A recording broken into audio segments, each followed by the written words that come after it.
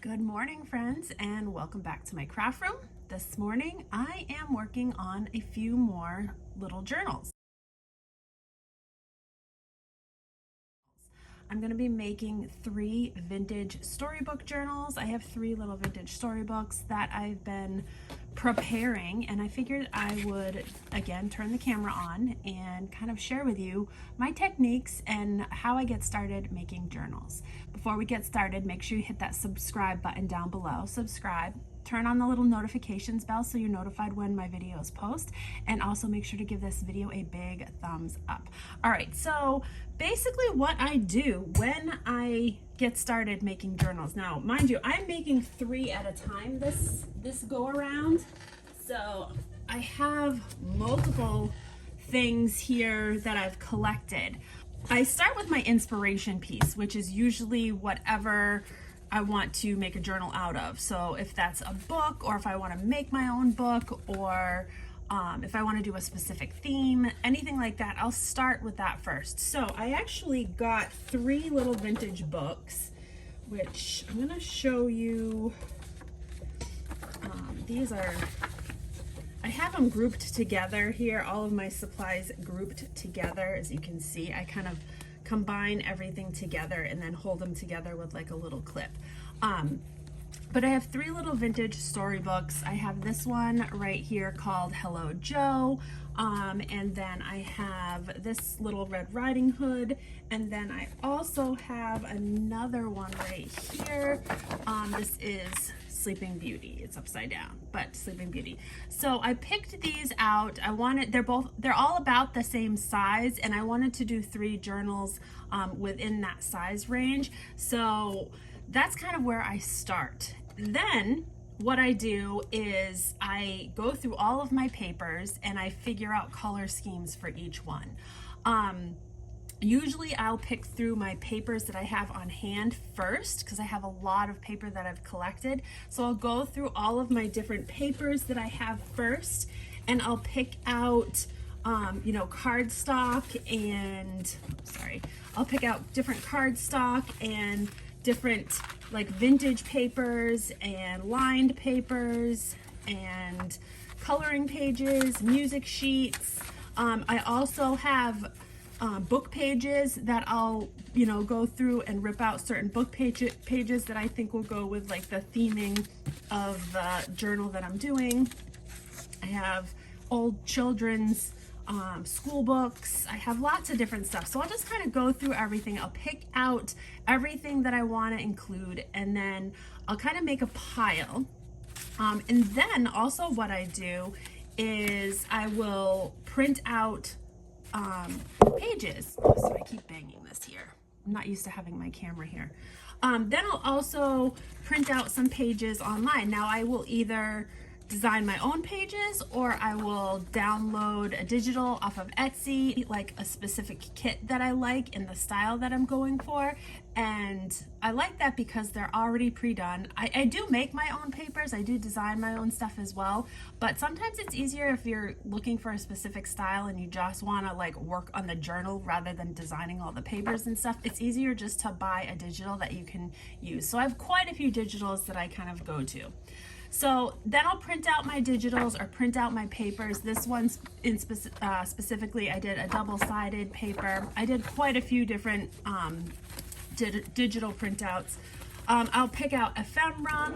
I'll start making a box of different color schemes for each one of my journals. So like this one is all different ephemera that I picked out of the things that I already have in stock, like small papers and stickers and die cuts, and I even pick out like ribbon and sari silk and just different things within my color schemes that I'm going to be using in these journals. And I'll kind of put it in a tin. That's why I use these like little tins that I get from Goodwill bins.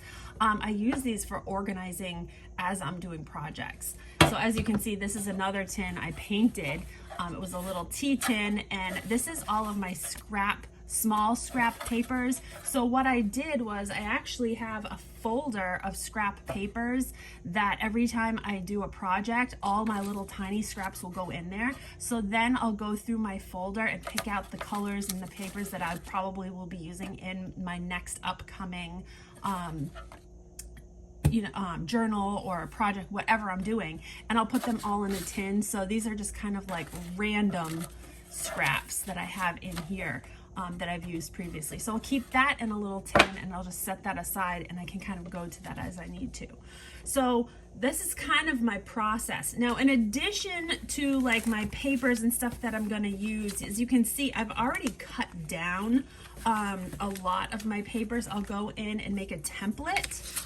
I'm kind of getting ahead of myself here, but I'll go in and make a template, or I'll measure out each one of my journal books that I'm going to be using, and I'll write down the dimensions of each one, so I'll know exactly what the dimensions of the papers that I'm going to need for that journal are. So as I'm kind of going through my journals or going through my supplies, I can pick paper that will kind of fit within these guidelines. So what I will do is I will pick out all of the papers that I'm going to use, and then I will cut them all down to size, to page size. So this section right here is just small scraps, like cut-off scraps. But then this section back here is all papers that I've cut down to a specific size, and they're all ready to be made into pages. So I'll kind of just group those together, and I'll make a little pile of everything. In this specific journal right here, I already pulled out the pages of the book. I have everything trimmed up and kind of ready to go. There's so many cute pictures in here. This is the original story. I love to use the original pages of the story in my journals. So I'll kind of set that aside, as well as I'll set the cover aside because I'm going to be working on the cover. And then I will also pick out coordinating fabrics, and I'll go through all of my ribbons and all of my fabrics and stuff, and I'll pick fabrics that I like the color scheme of. So you'll see like these color schemes kind of all go with my journal cover. So whether I use them all or not, I'm not sure, but I have them here ready to go if I do decide to use them. So obviously I always like go to my lace and stuff like that, which I have in another bin, which I like keep separate. I do pull out a few laces, like you can see I have a few laces in the color scheme pulled out already, but like my basic cream colored and like vintage laces I just have in a section which I can just go to anytime. Okay, so then as you can see I have 3 separate piles of stuff here that I'll kind of group together, and I'll do this in groups of 3 depending on how many journals I do at a time. I try not to do more than 3 or 4 at a time. I've done multiple, I've done like 6 before at a time, and it's just been too overwhelming for me. So I think 3 at a time is a good number. Okay, so then I also collect a pile of other papers or other things that I possibly will use. So this is actually kind of a smaller scrap. Didn't really fit good in my box, so I kind of kept it here. But I have more book pages. I have, these are gorgeous book pages. Look at these right here. I pulled a couple of these book pages out of this, my first picture book of poetry, but look at the pretty colors and pictures in these pages. So I will probably incorporate a couple of these pages into each one of the journals, but I just don't know how I want to do that yet, so I didn't want to cut anything down, but I'll just set them aside. And then I also have extra printouts that I've maybe used little bits and pieces of that I think the colors might work, that I include. I have vintage wrapping paper that I liked the colors of. I have envelopes that I might use for folios, more sheet music, more cardstock cutouts that I can do that have envelopes and ephemera tags and all of that.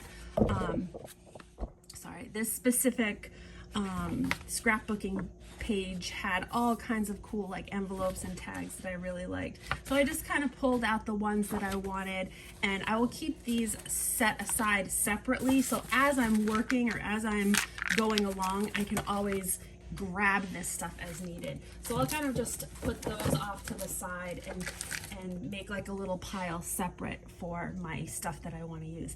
So then in addition to that, I will also pick out like trinkets and charms, and I have boxes of different charms and buttons and trinkets that I can always go to decorate. and I kind of do that usually as I'm going. I don't pull out too much ahead of time for that kind of thing. If I'm working on like a binding charm, I'll pull out the things as I need them. But I have lots of little compartments that I store things in. As you can see, I have big tubs full of what I call confetti. It's just random stuff that I throw in a big tub, just like this, which has got like beads and charms and flowers and Scrabble pieces and just things that I have collected, you know, over time, like just random charms and stuff. I'll put in a tub like this, and then I'll go through this as I'm working. I try to stay as organized as possible because I don't have a huge space to work with, so I try to keep things as organized as possible. And I'll show you one of the methods that I use to kind of keep things organized.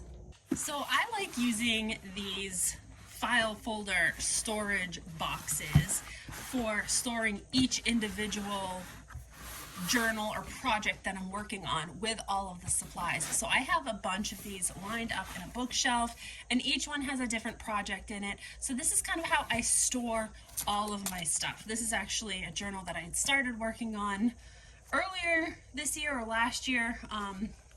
It's my cookbook journal, and so I still haven't finished it. I started it and then I moved on to some other things. So I have all of my pieces of everything that I'm working on in here. Whenever I see new things that might look good in it, I'll stick it in this box, and then I'll just keep these boxes kind of lined up on a shelf, all my different projects that I have going on. So that's kind of how I store all of my like active projects that I'm working on. All right, so I had to move my camera because it was in my way.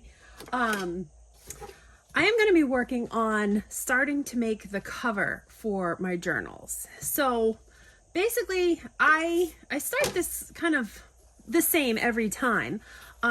I figure out what I want to use for my spine, and then I, gather material that I need. So first of all, I am going to be just using, this is just a box cover, and it was a nice flat piece. It didn't have any crinkles in it or anything. So I clean it up. I use my large chopper here to clean up my angles, make sure all of my lines are nice and straight, so that way I have a nice clean space to work with. I always keep these little scraps because I can use them for other things later on.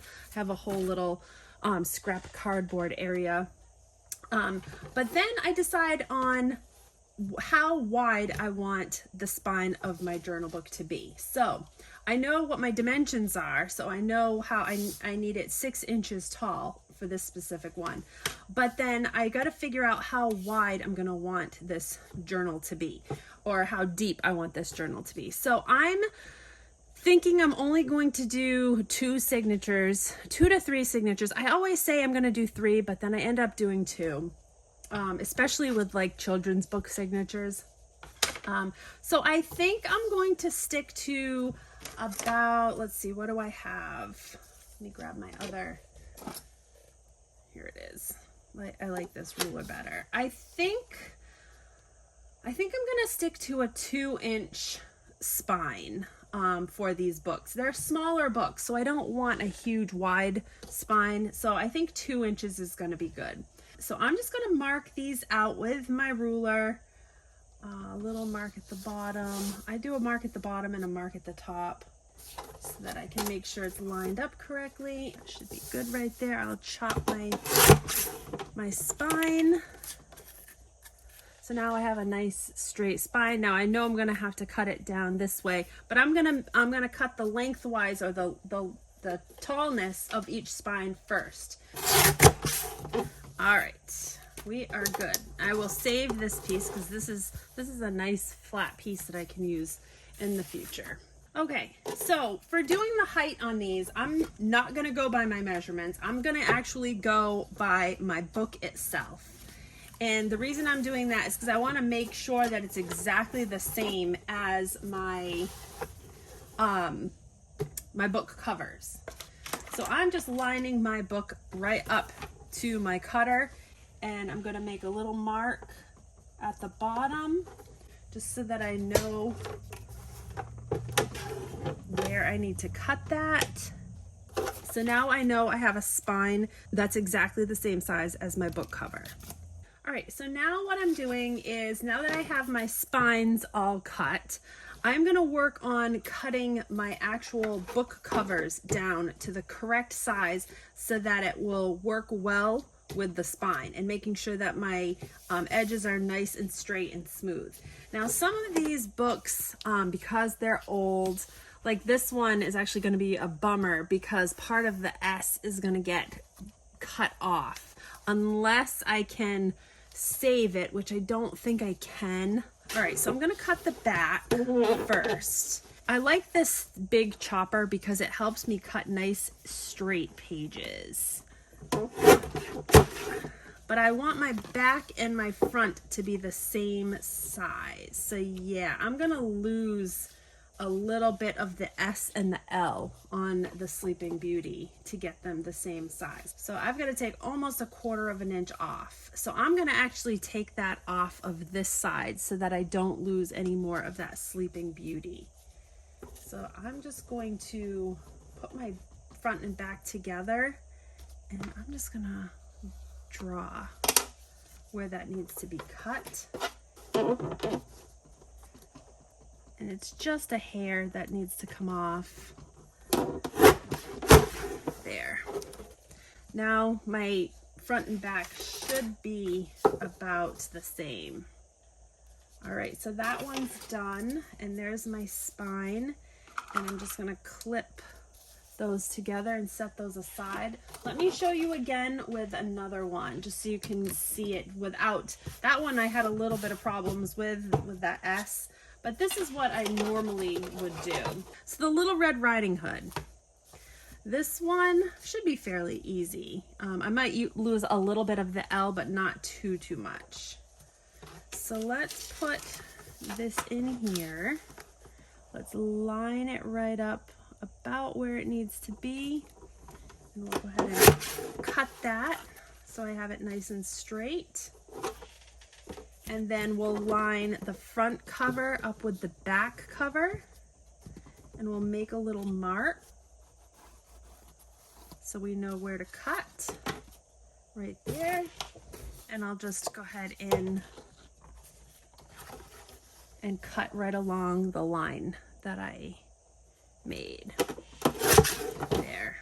So now that was a nice easy one. I didn't have a whole lot to see. Now all the sides and all the edges line up, and here's my seam, or here's my spine, so that one lines up, and then I'll clip those together. So all of my pieces for my cover are now cut. All right, so now I start to put my cover together. So how I'm going to do that with these, I use drafting tape or masking tape, whichever, but the drafting tape is nice and sticky, it works good, and it lasts. So that's what I like to use to kind of hold my cover pieces together. All right, so this is when I kind of line everything up, and I will use my mat here so that I know I have a nice straight line. I'll take a piece of my tape and I will hold it right over. I'll just overlap the edges a very little bit, and then I will just tape it down.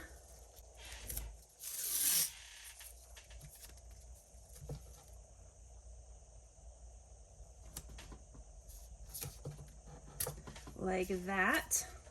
And then I go ahead and push that tape right down in so it stays nicely. And I also will take my bone folder and I'll run along that tape as well. And I'll also run along the seam to kind of get in that seam to help with the fold. Okay, I'll peel it up. And I will pull my tape over the back, or the front, I should say. And this is where I also check to see if things are going to get covered up or not, which this one, it is going to get covered up. Quite a bit of it's going to get covered up, but that's okay. we can do something different with it.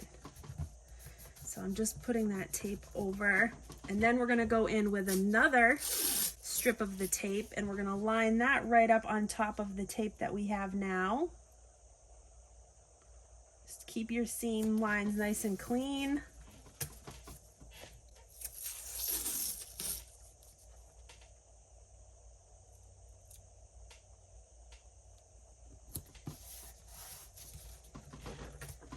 And again, I do the same thing. I'll use my bone folder and just rub along that seam.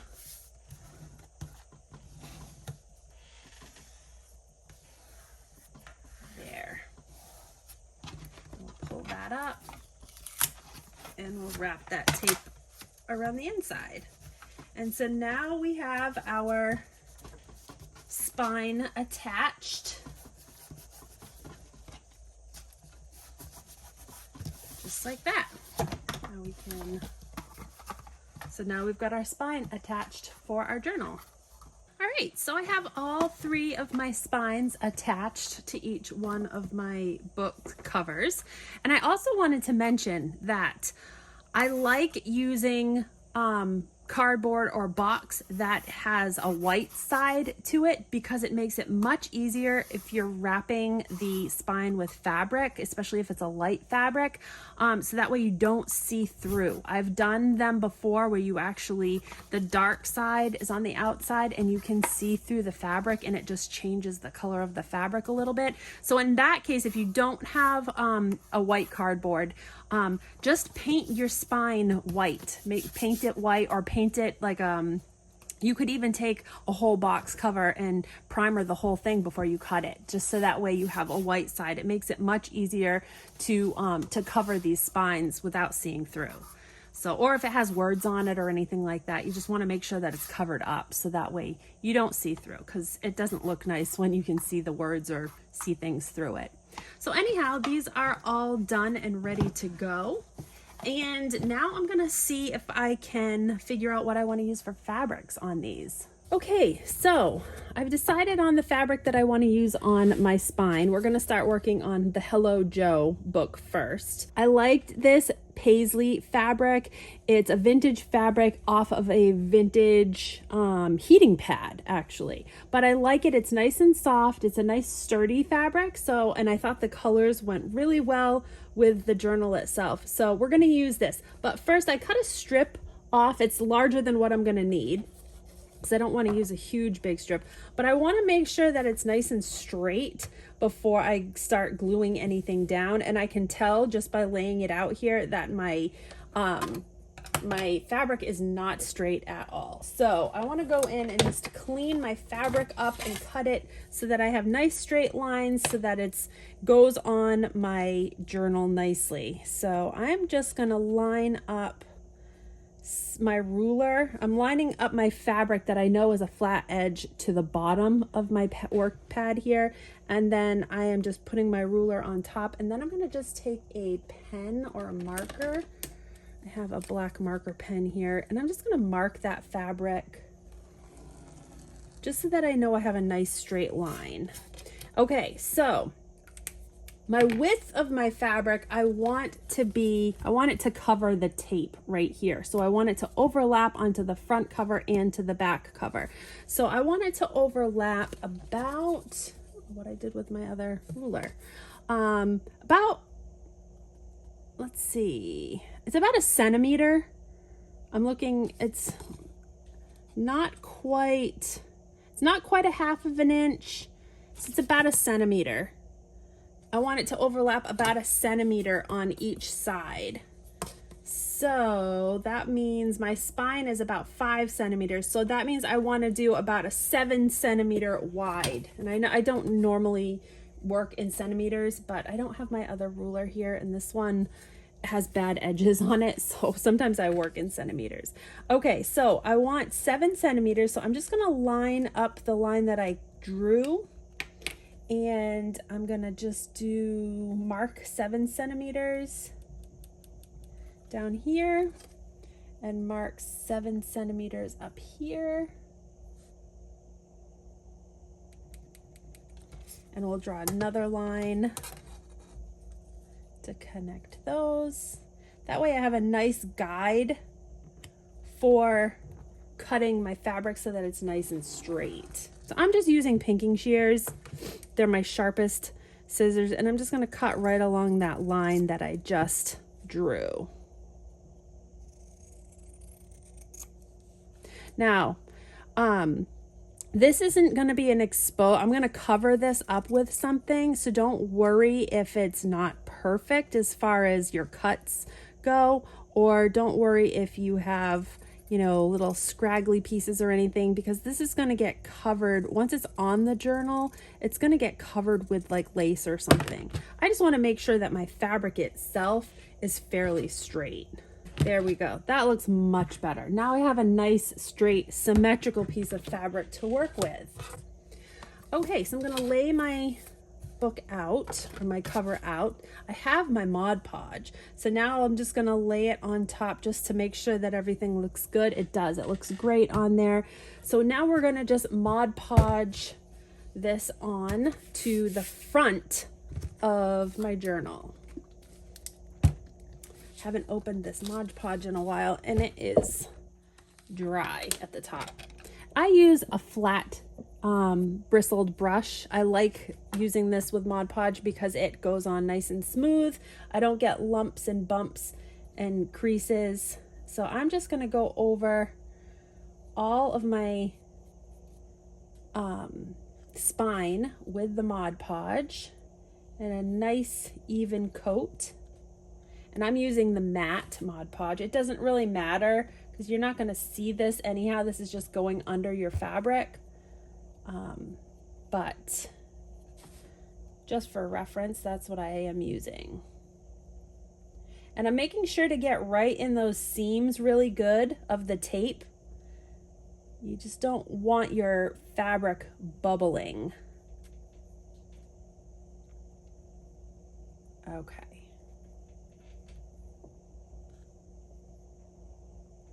Nice coverage. Make sure I got all of my, yeah, it looks good. All right, now I'm going to take my fabric and find where I want to call my front. I don't know if you can see. I'm going to move my camera down just a little bit. There. And we're going to just lie this fabric on top.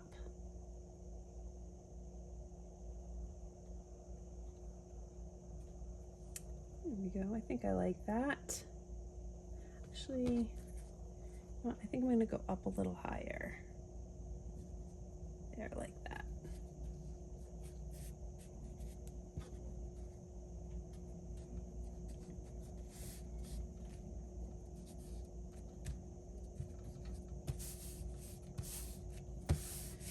All right, and I'm going to use my bone folder to just kind of press that fabric right down into my Mod Podge. You can use just a straight edge or something that's going to help you just to make sure that it's pressed down tightly into that Mod Podge. I need a little bit more down in the corner down here. It feels loose.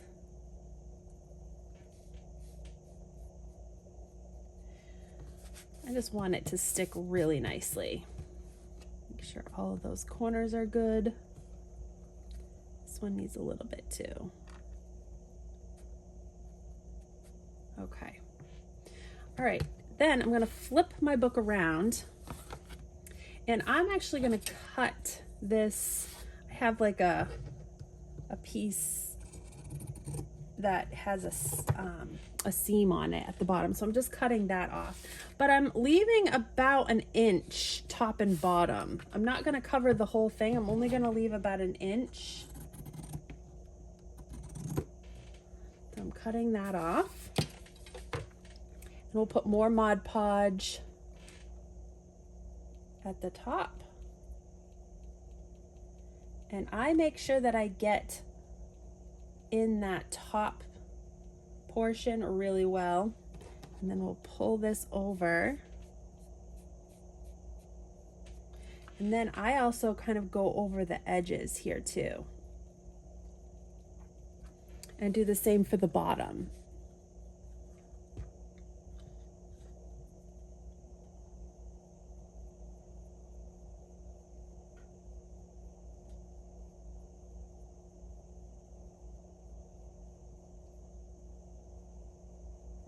And then we'll pull this up and over, and then I'll just pull those edges down, just like that. Okay. All right, so I have my fabric done on my spine of the cover, but I haven't done anything to the inside yet. And before I do, I actually want to add a little charm hang, which is this little thing right here. You can get these on Amazon. I will link these below. You can get like a pack of them. But I want to add this before I put a cover on the inside of my spine, so that way my hardware is hidden. So I'm just taking my hole punch, and it's actually one of the rivet presses. I think that's what it's called. And I'm going to go into the top right about the center of my spine, and I'm going to punch a hole. All right, and then I'm going to take my little, I'm going to just bend it slightly so that I can fit it through the hole. I'm going to push that through the hole. And I want to make sure that my little ring is facing down. And then I want to pry open the prongs in the back to hold it in place. Just like that. So there's my little charm dangle. And then there are my prongs in the back. Now, my prongs are slightly on the bigger side, and it overlaps the top of the journal. So I'm just going to clip this top one with some wire clips a little bit, because I don't want that poking out the top. So I just clip that down just a little bit, bend it back into place, get rid of that. So now, as you can see, the top of that prong isn't poking up over the top of my spine of my journal. All right, so now I'm going to line the inside with this check or gingham fabric. Again, I'm going to use my pinking shears and cut just a small little strip of this, so I don't have to work with this huge big amount.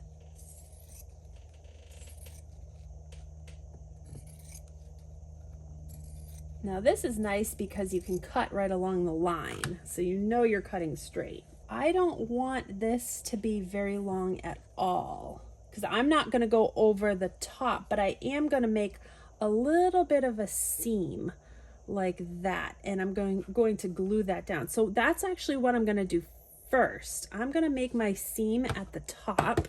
Let's move this out of the way.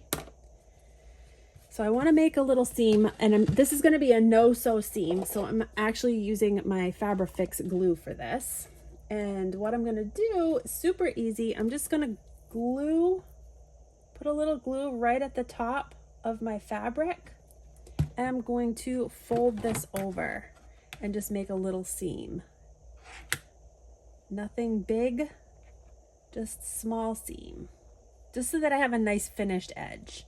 Now you could sew this if you wanted to. I'm not going to bother getting out my sewing machine. I am going to do some sewing on these, but not for this. I'm going to just keep it pretty simple, I think.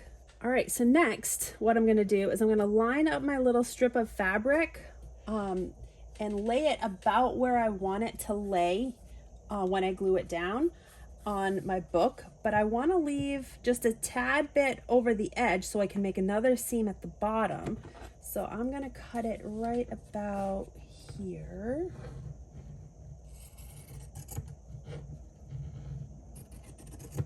At the bottom. And then I also want to figure out where I want to cut it on the side. So I'm actually just going to use my pen and make a little mark at the top and a little mark at the bottom. So my top mark is going to be right here. And before I make my bottom mark, let's fold this over and make my bottom seam.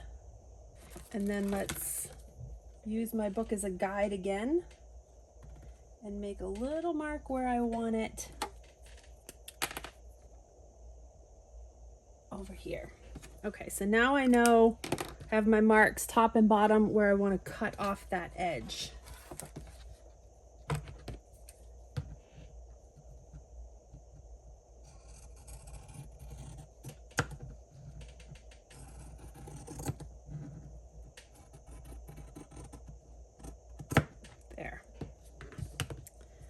Now I have my piece to go down the inside of my spine of my book.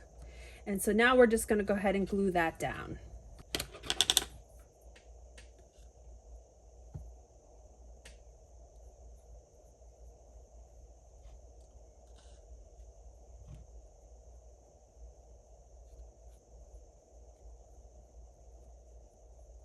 I'm going to leave the ends just a little bit because I'm going to glue the ends down, or the top and bottom seams down, with my Fabrifix.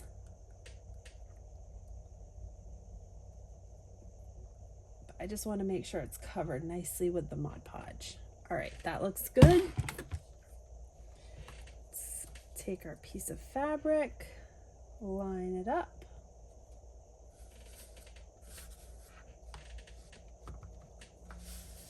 And push that right down. And again, I use like the back side of my bone folder just to kind of flatten everything out.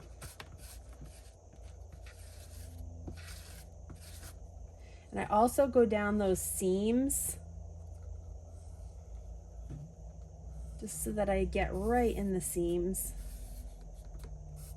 And then, like I said, I'm going to take my Fabrifix and I'm going to do a little bit of the Fabrifix all along the top and bottom edge, just to hold that seam down nicely.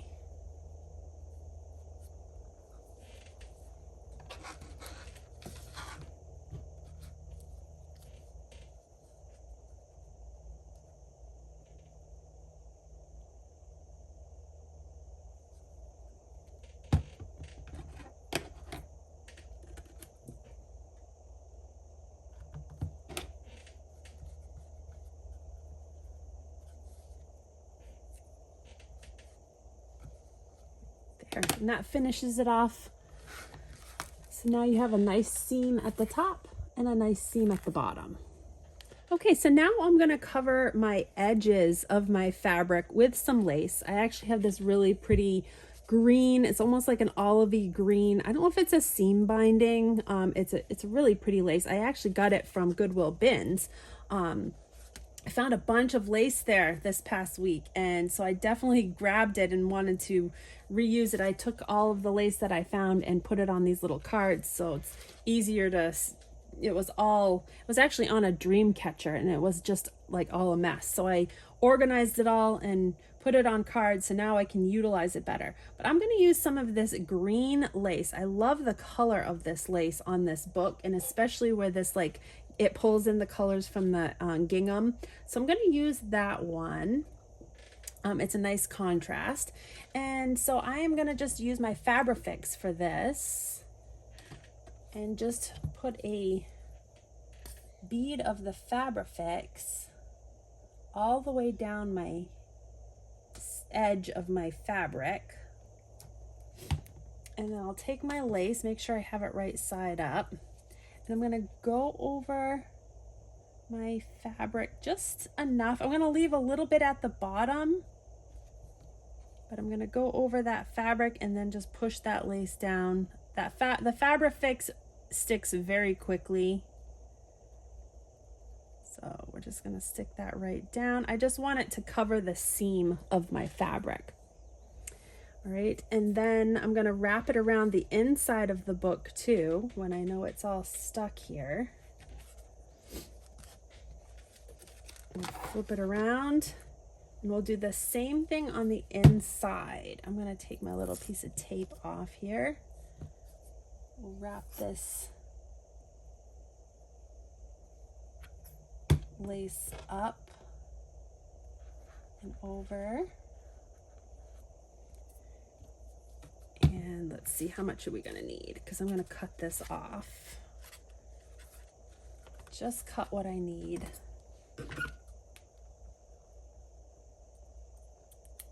There. Again, take some more of my Fabrifix. Go right along the edge and wrap the lace all around and back to my other portion of the lace so that it wraps all the way around.